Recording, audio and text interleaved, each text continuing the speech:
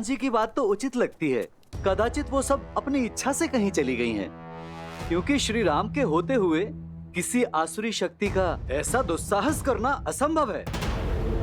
यदि ये तथ्य सत्य निकला तो आज मेरी पत्नी को मेरे प्रकोप से कोई नहीं बचा पाएगा।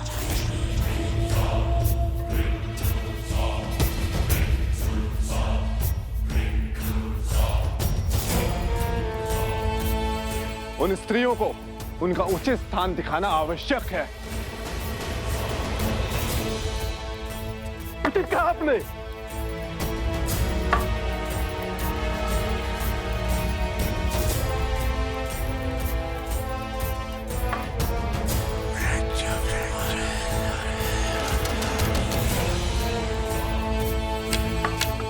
तो चलो फिर आगे बढ़े।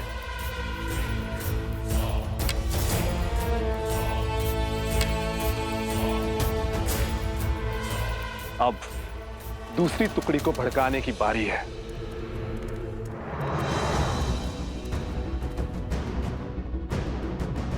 उधर देखा था आपने?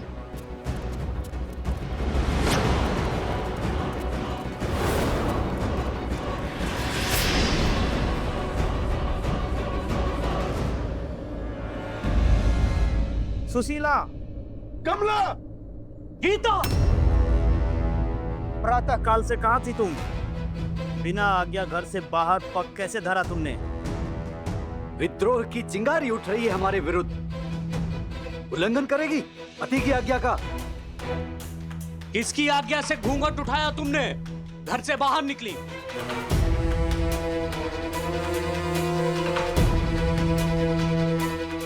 इनको इनके विरोध का दंड देते हैं, पति के आज्ञा का उल्लंघन करने का फल देते हैं। बहुत बड़ी भूल हो गई। हे ईश्वर, रक्षा करना। आज तो ईश्वर भी नहीं बचा पाएगा तुम्हें।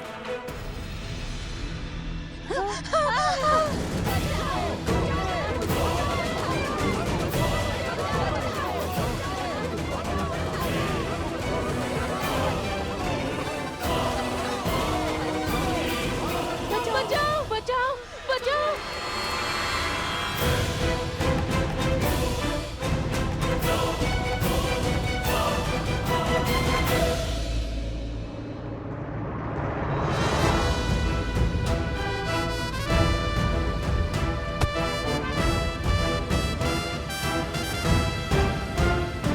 शांत हो जाओ, शांत हो जाओ, शांत हो जाओ।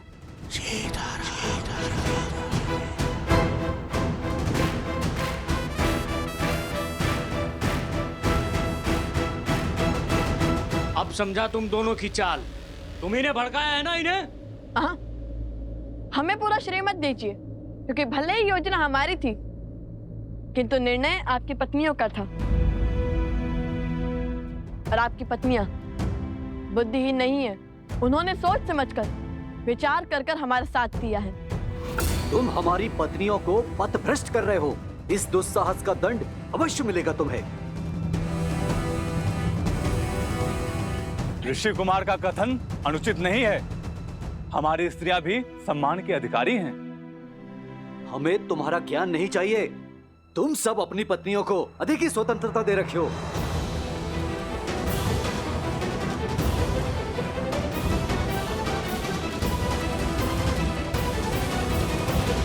हमने तो केवल स्त्रियों को उनके अधिकारों का स्मरण करवाया, उन्हें सम्मान का मोल समझाया। अब आप ही बताइए, हमने क्या अनुचित किया? क्या कभी आपने हमें मानव समझा? कभी खेत में काम करने वाली एक सेविका समझा, कभी वस्त्र धोने वाली सेविका, तो कभी भोजन बनाने वाली सेविका, तो कभी बच्चे पालने वाली सेविका। फिर भी हम स्त्रियों ने हमेशा आपको प्यार दिया, आपके घर को संवारा। हमें हमारा सम्मान चाहिए, तो उसमें अनुचित क्या है? मौन हो जा।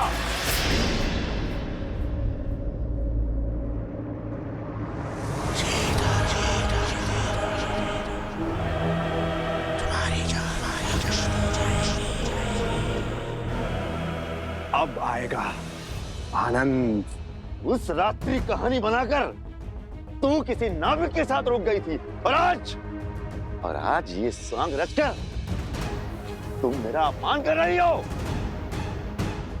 जो स्वयं अपने सम्मान के लिए तरस रही है, वो दूसरे का क्या अपमान करेगी? आपके क्षण भर के आवेश ने महारानी सीता से उसका संसार छीन लिया, उन्हें वनवास जाने के लिए विवश कर दिया। आपने मुझे घर से निकाल दिया, परंतु कभी भी सत्य जानने का प्रयास किया? अब तो हमें बल दिखाना ही होगा। नहीं, इन्हें अपना युद्ध स्वयं लड़ना होगा। यदि ये अपने स्वाभिमान के लिए नहीं उठेंगी, तो आने वाले वियोग में भी ये सम्मान नहीं पा पाएंगी। इस युद्ध की परिधि ये नारियां स्वयं निश्चित करेंगी। मूर्ख बालक, इन्हें लगता है ये महाराज सहस्त्रमुख की माया से बच जाएंगे। इतने वर्षों तक लोकापात और भेदभाव का जो बीज महाराज ने बोया है, आज उसका फल प्राप्त होगा। तो साहस की हर सीमा पार हो गई है आज। मुझे इस उद्दंड का दंड अवश्य मिलेगा। चल।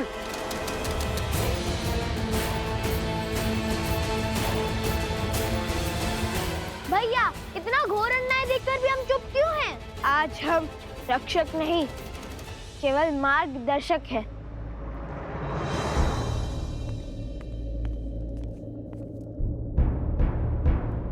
महाराज, नगर द्वंद्व का दंश झेल रहा है। स्त्रियों और पुरुषों में घोर तनाव है। पुरुष स्त्रियों के हर तर्क को निरर्थक मान रहे हैं।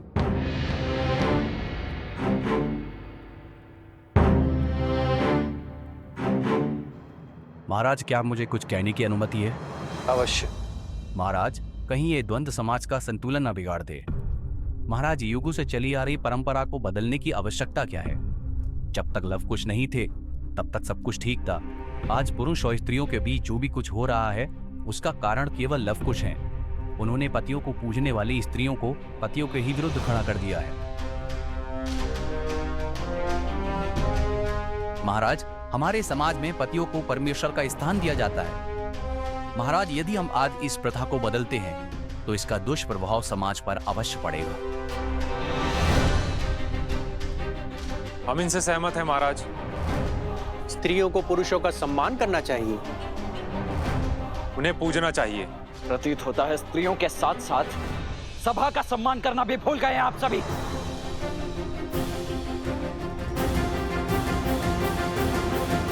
लक्ष्मण, शांत।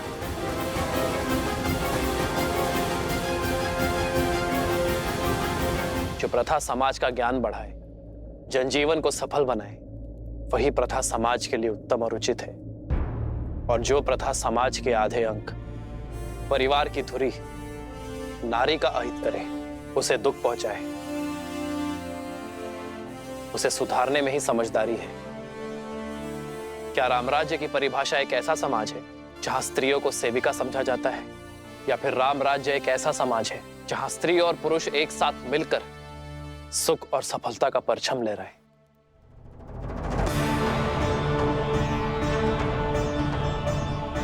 एक स्त्री को दासी समझना हमारी संस्कृति का अपमान है। क्या हम भूल गए हैं कि जब हम जन्म लेते हैं तो सर्वप्रथम एक स्त्री ही हमें स्नेह देती है।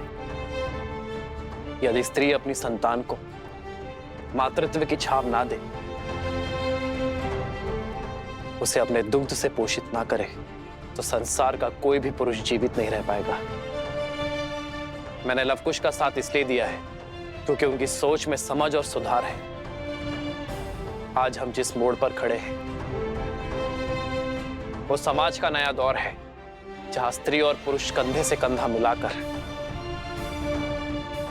अपनी शक्ति से इस संसार को आगे बढ़ाएंगे। मुझे उन दोनों पर पूरा विश्वास है और मैंने उन्हें जितना समय देने का वचन दिया है, उतना समय उन्हें अवश्य मिलेगा।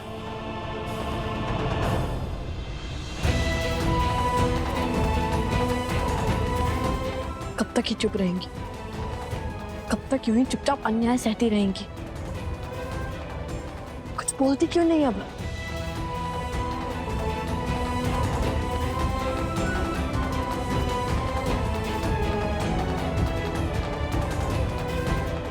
और अधर्म और क्रूरता। हे नारायण रक्षा कीजिए।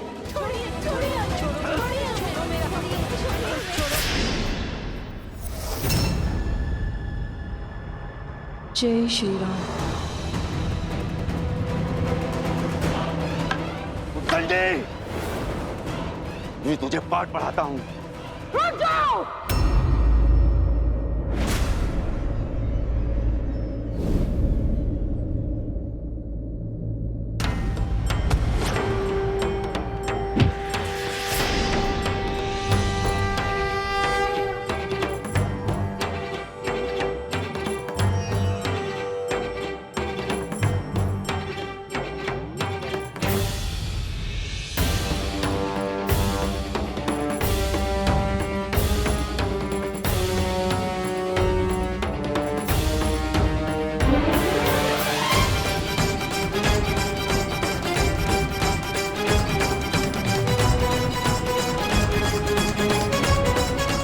महाराज, घोर असंभव संभव हो गया महाराज। स्त्रियों ने पुरुषों के विरुद्ध ध्वनि उठा दी है महाराज।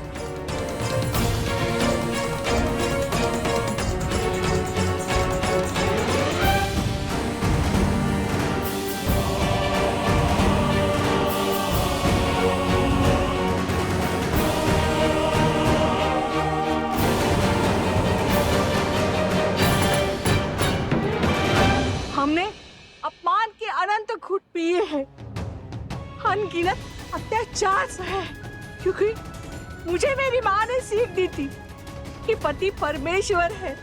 किंतु आज मुझसे निकलकर मेरी बहू पर आई, तब मैं सह नहीं पाई हूँ।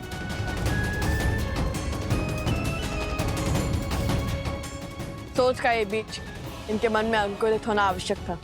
अब जब ये अपने सम्मान के लिए लड़ने को सच है, तो हम भी इनका साथ देंगे।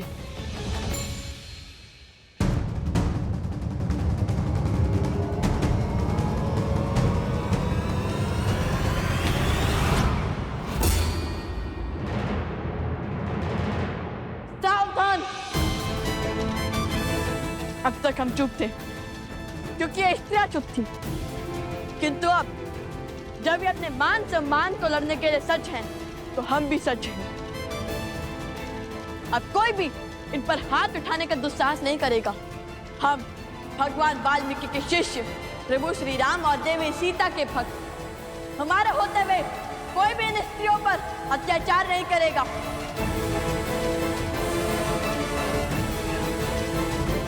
हम इनके साथ हैं, हम इनके साथ हैं, हम इनके साथ हैं। और फिर क्या हुआ? फिर वहां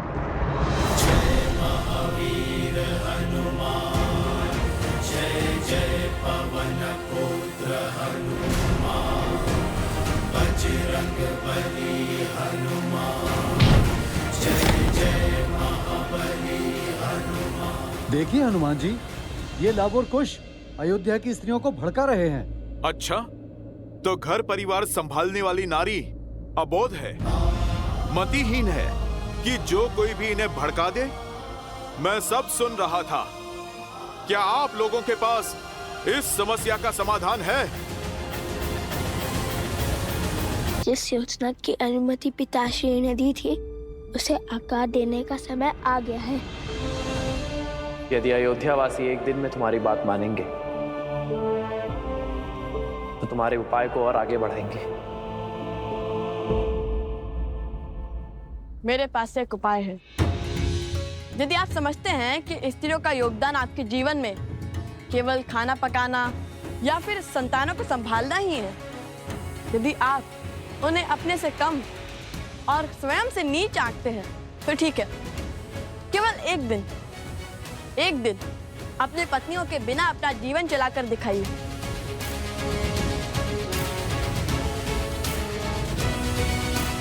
ये सूर्य का पहला पहर है। सूर्यास्त में केवल 4 पहर शेष है। तब तक पता चल ही जाएगा कि स्त्रियां आपके सम्मान की अधिकारी है या नहीं।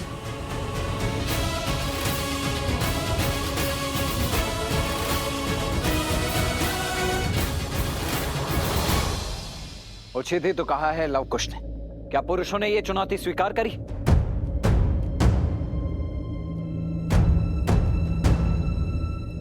ये चुनौती स्वीकार है आप सबको?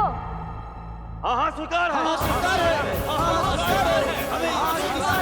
महाराज, इतनी विकट स्थिति में भी आप मुस्कुरा रहे हैं।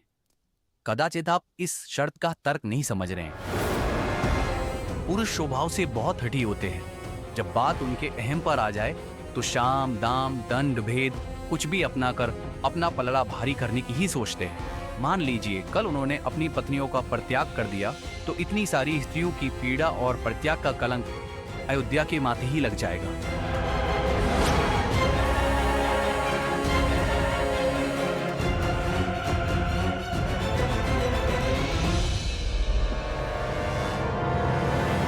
आर्य सुमंत,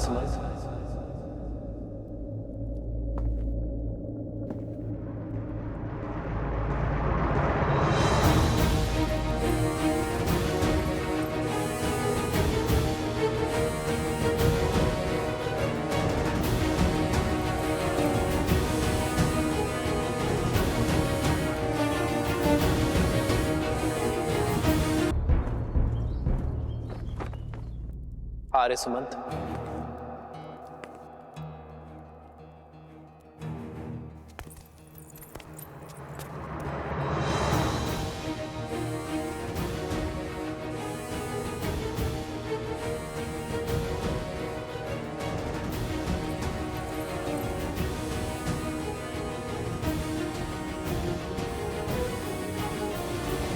ये स्त्रियां आप ही की पत्नियां हैं ना? आप ही के घरों की स्त्रियां हैं ना? मैं आज तक यही सोचता था कि जिन परिवारों तक राज्य की शासन व्यवस्था और सुविधाएं नहीं पहुंची है, जो परिवार पिछड़ गए हैं, जो निर्धन है, केवल उन्हीं परिवारों में स्त्री और पुरुष के बीच भेदभाव की समस्या है। केवल वही स्त्रियों को सम्मान नहीं मिलता। परंतु जब मेरे कहने पर आर्य सुमंत ने सत्य का पता लगाया तो ये पता चला कि सबसे अधिक अज्ञानता और असमानता उच्च कहलाने वाले परिवारों में है। यदि समस्त अयोध्या पवित्र होने निकली है तो अयोध्या का कोना कोना पवित्र होगा।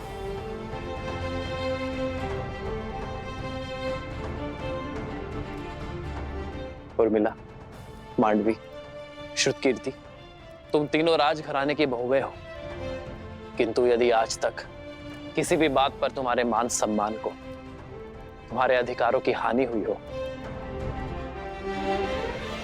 तो तुम ध्वनि उठा सकती हो। इस रघुकुल में आना, रघुवंशियों का मान पाना तो हमारा सौभाग्य है। ये समाज हो या संसार, उसका विकास तभी संभव है जब स्त्री और पुरुष एक दूसरे का सम्मान करें, जब स्त्री और पुरुष एक दूसरे के बिना अधूरे समझे जाए। सियावर रामचंद्र की जय! सियावर रामचंद्र की जय! सियावर रामचंद्र की जय!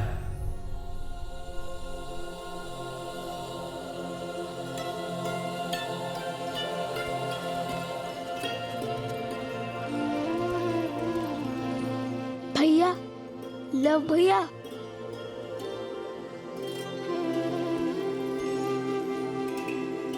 आज लव कुश ने अयोध्या की हर स्त्री को हर रूप से संगठित कर दिया।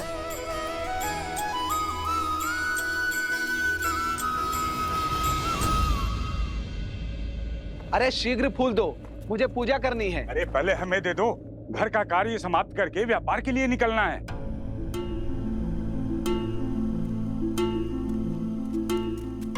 पिताश्री, बहुत भूख लगी है। अरे सुनती हो? अरे मैं तो भूल ही गया।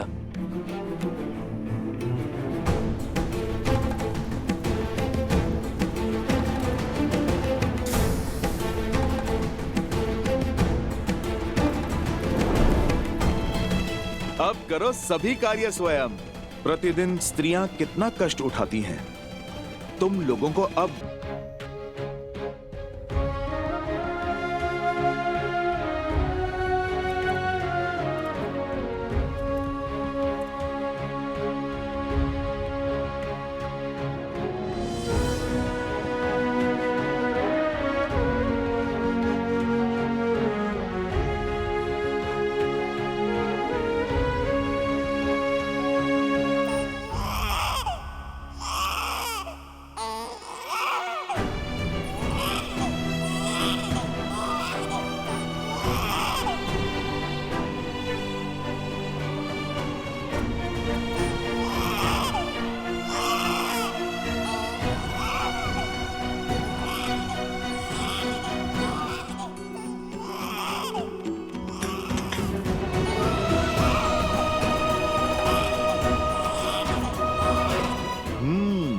सब पत्नी का स्मरण कर रहे हैं।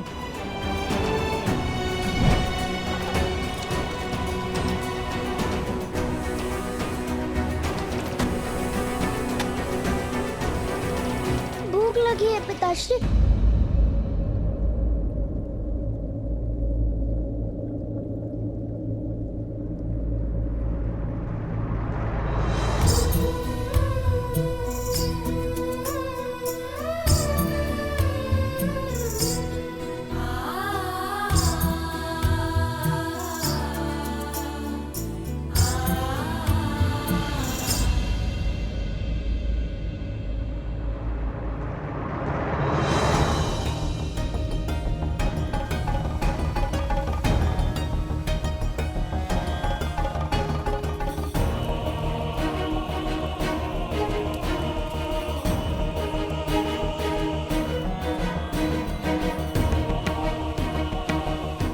तनिक पुष्प देना भैया। आज अवकाश है, कल लेना।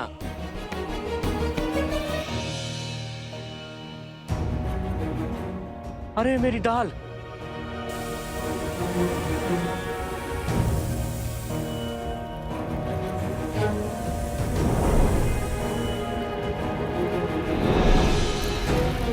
अग्नि! अग्नि!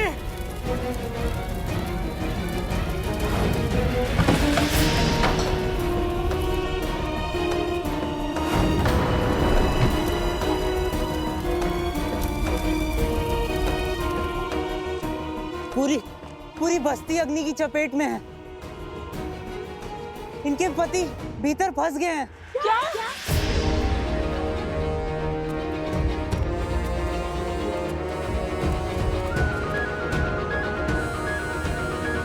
देखा भैया, जब बात परिवार पर आई तो ये कोमल और अबला कहलाने वाली स्त्रियां इतनी प्रचंड हो गई जैसे ये अपना घर नहीं संसार बचाने निकली हो, युद्ध करने आई हो। ये युद्ध ही तो है, मान का, सम्मान का, अधिकार का। और तुम देखना, हर बार की भांति इस बार भी नहीं जीतेंगी।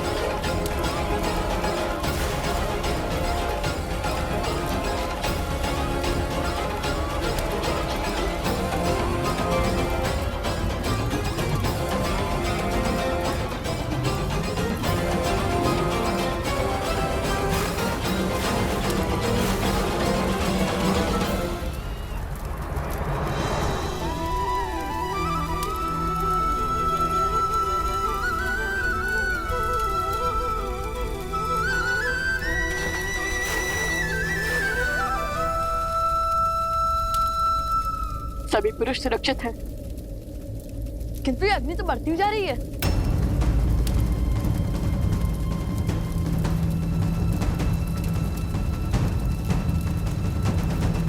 जय श्री राम, जय श्री राम, जय श्री राम।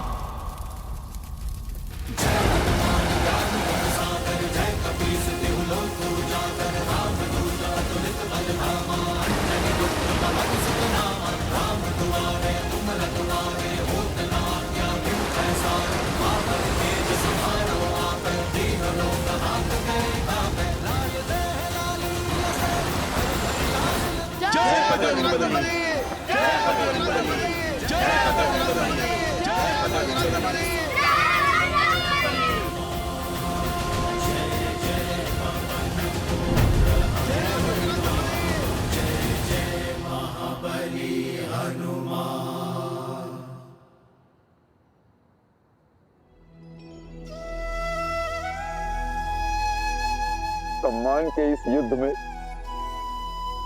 एक सत्य कहना चाहता हूं। अगर यही आंच इन स्त्रियों पर आई हुई होती तो इनमें से कोई भी खड़ा हुआ पुरुष अपने क्रोध की अग्नि को शांत करके इस अग्नि को बुझाने कोई नहीं आता। अपने प्राणों को दांव पर कोई भी नहीं लगाता, परंतु तुम लोगों ने उनको बचाया जिन्होंने तुम्हें कष्ट दिए, अपमानित किया, तुम्हारे साथ दुर्व्यवहार किया। मुझसे बहुत बड़ी भूल हो गई, मुझे क्षमा कर दो, मुझे क्षमा कर दो।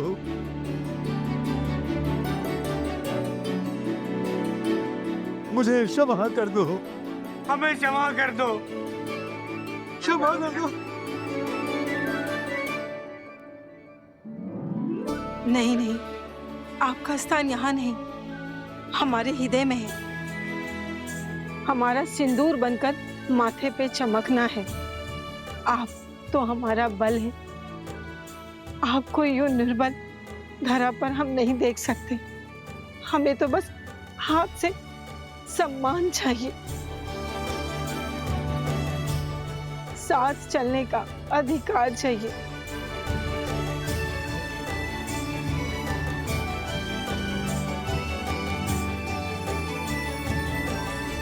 असुर शक्ति हो, सोच हो या फिर लोक अपवाद, मनुष्य को केवल तब तक ही नियंत्रण में कर सकते हैं जब तक वो स्वयं उसके विपरीत, उसके विरुद्ध पनपे भाव का आभास ना करें। मन के कोने में छिपा एक छोटा सा द्वेष का भाव, जो वैसे तो व्यर्थ लगता है, कई बार असुर शक्तियों के बहकावे में आकर लोक अपराध की आंधी में बहकर धीरे धीरे बढ़ता जाता है और उसका अंधकार मन की सभ्यता के प्रकाश पर हावी हो जाता है। आज लवकुश ने तुम सबको वो आभास करवाया जो स्त्रियां प्रतिदिन सहती हैं। उनकी योजना ने तुम्हारे भीतर छिपी भलाई को जगाया है और उस सुखता के प्रकाश ने तुम्हारे ऊपर छाए हुए अंधकार का अंत किया है।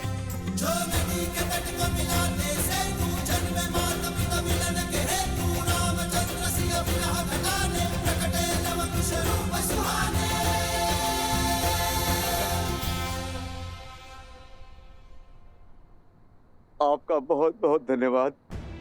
आप दोनों ने हमारी आंखें खोल दी। स्त्रियों के बिना पूरा दिन जीने का प्रयास किया और सोचा ये शर्त तो बड़ी सरलता के साथ जीत लेंगे, किंतु जब स्त्रियों के बिना जीवन जीना आरंभ किया तो समझा कि स्त्रियों के बिना जीवन जीना व्यर्थ है, असंभव है। मुझे क्षमा कर दीजिए, मुझे क्षमा कर दीजिए। इनके बिना हम अधूरे हैं और हमारा जीवन भी, और इस बात का आभास आप दोनों ने हमें दिलाया। आज से पूरी अयोध्या के पुरुष ये सौगंध खाते हैं कि जिस राम राज्य की परिकल्पना श्री राम ने की थी उसका पालन करेंगे। हम उसका पालन करेंगे, हम उसका पालन करेंगे।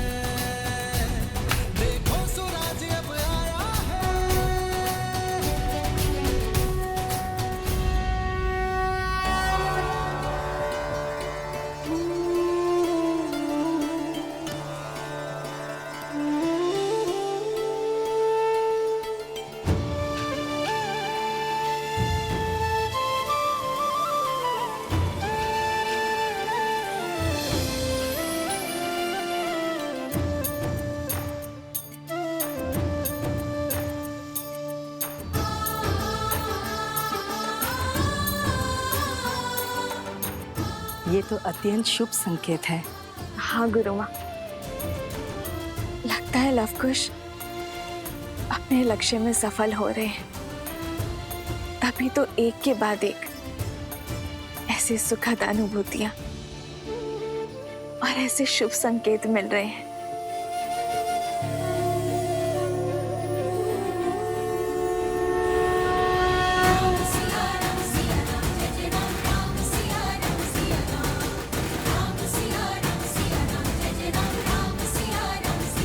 प्रभु, आज हम सभी लोग आज आपके समक्ष अपने अपने अपराधों की क्षमा मांगने के लिए आए हैं।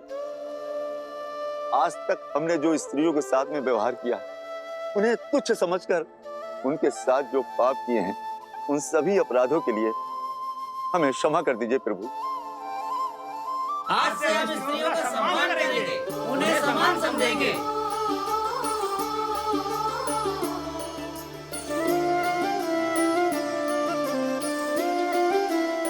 शीघ्र ही समय आएगा जब अयोध्या से हर मलिनता नष्ट हो जाएगी, जब हमारी संतान के लिए यहाँ आना शुभ होगा।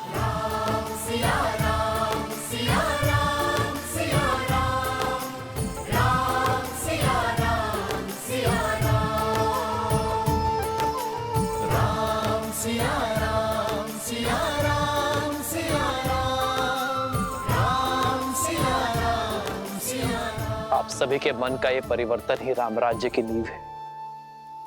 अधर्म और अन्याय का पथ छोड़ धर्म के पथ पर चलने का संकल्प सबसे बड़ा प्रयास है।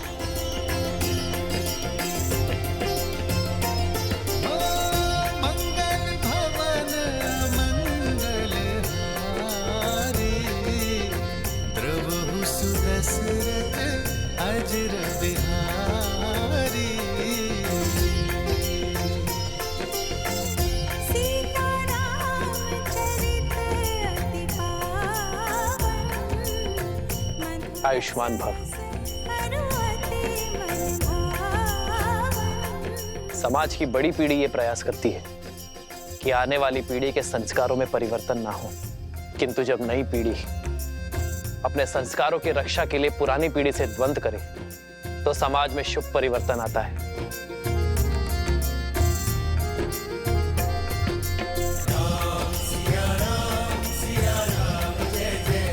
मैं तुमसे गर्वित हूं लवकुश कि आने वाली अयोध्या की नई पीढ़ी के नायक तुम जैसे बालक हो, जो समाज के उत्थान के लिए समाज के विरुद्ध खड़े होने का साहस रखते हैं। मुझे तुम दोनों को कुछ भेंट करने की इच्छा है। बताओ क्या चाहिए तुम्हें?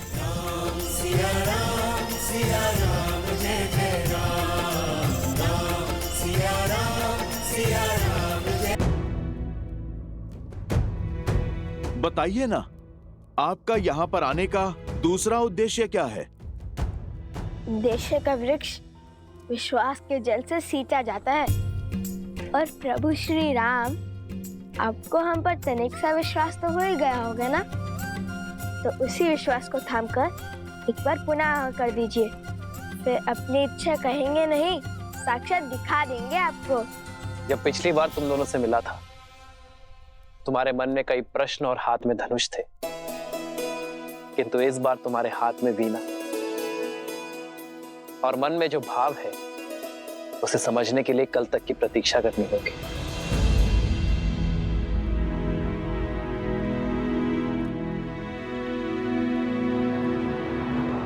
मेरी आज्ञा है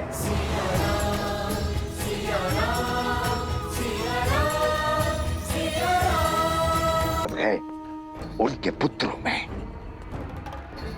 तभी तो मेरी सोच को काट पाए वे दोनों। अयोध्या के स्त्री और पुरुषों को एक कर पाए वे दोनों। जब युद्ध का नाद छिड़ ही चुका है तो शस्त्र उठाने में कैसा संकोच। अब संसार का कोई भी बल शास्त्र मुख रावण को नहीं रोक पाएगा। समय आ गया है उस शक्ति को जागृत करने का जो लवणासुर के युद्ध के पश्चात से अचल है और रघुकुल से प्रतिशोध की प्यासी है। आप किसकी बात कर रहे हैं भैया? शीघ्र जान जाओगी। अब यहां से आगे केवल मुझे जाना है, अपनी शक्तियों से उसे जागृत करने।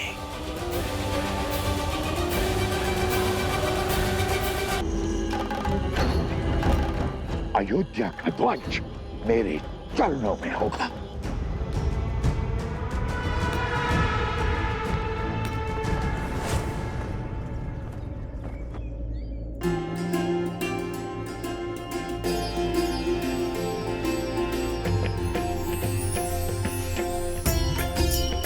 ना जाने क्या होने वाला है यहाँ।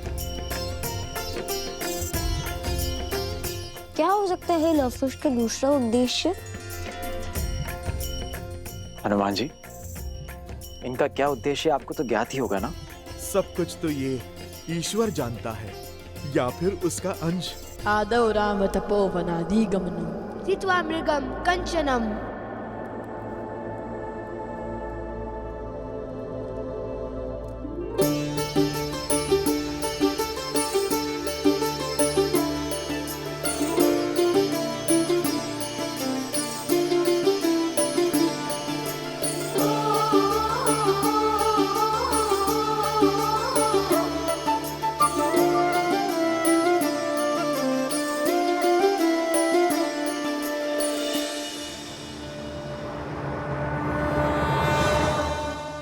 वैदेहीकरणम जटायु मरणम सुग्रीव संभषणम पश्चात रावण कुंभकर्ण हरणम इत्यादि रामायणम।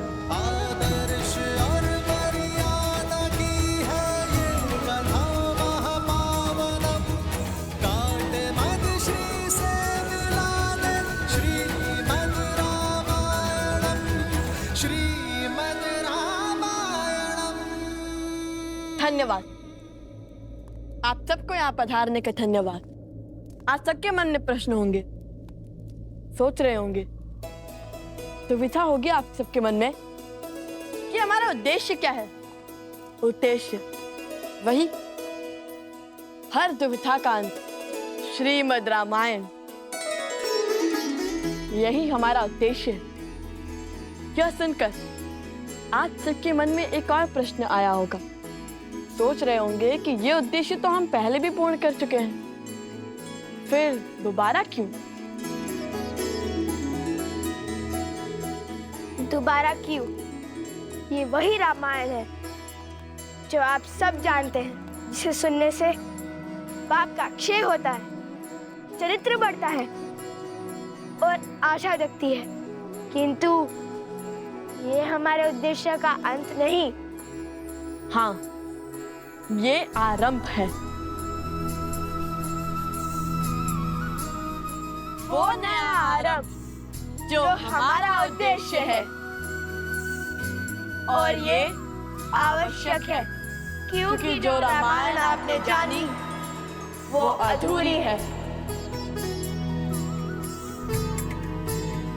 क्योंकि श्री राम की कथा, उनका व्यक्तित्व, उनका चरित्र, उनका शौर्य, उनकी यात्रा उनके बिना अधूरी है, जिनका नाम है माता सीता।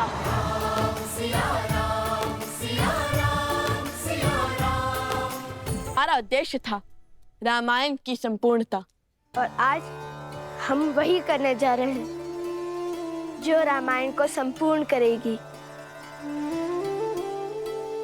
सीतायन।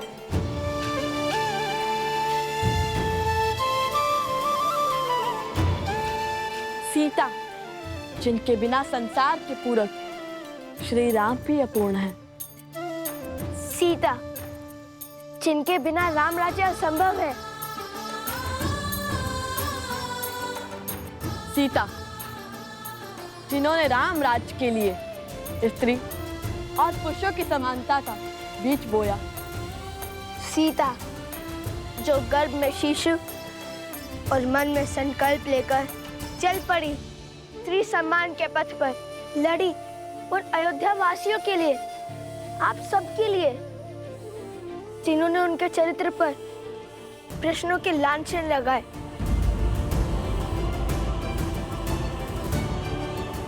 आज उन्हीं का त्याग, उन्हीं की पीड़ा, उन्हीं का शौर्य हम बताएंगे, क्योंकि उनकी कथा के बिना रामायण में न करुणा है, न लक्ष्य, ना उद्देश्य और ना जन जागरण।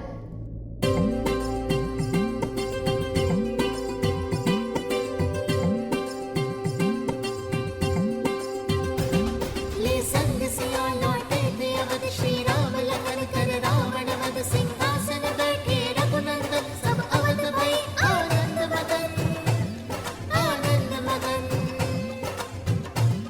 पर रावण मरा न सोच मरी, अवध जनन मन हुए मलिन, सीता के नाम का देता ना, वस्त्र ने कहे बड़ शब्द कठिन, बड़ शब्द कठिन। मैं राम नहीं हूँ जो महीनों रावण के घर से आई हुई सीता को अपना लूंगा। घर से दूर किसी अनजान के साथ रात्रि बिताकर आई पत्नी को लौटा लूंगा। मैं मर्यादा पुरुषोत्तम राम नहीं हूँ, मेरा जन्म दिव्य प्रसाद में नहीं हुआ है। मैं ऐसी स्त्री को नहीं अपनाऊंगा जो किसी अन्य पुरुष के साथ रहकर आई हो। जीते जी, रावण का जो दाव न जीत सका, राम सिया के संबंध को न बेच सका, मरने के बाद उसकी मलिन सोच का प्रहार सिया राम के प्रेम को न मोड़ सका। जिसके आगे हारा दशानन, भय लालच ना कर सका खेला। तिनके को बना कवच हस्त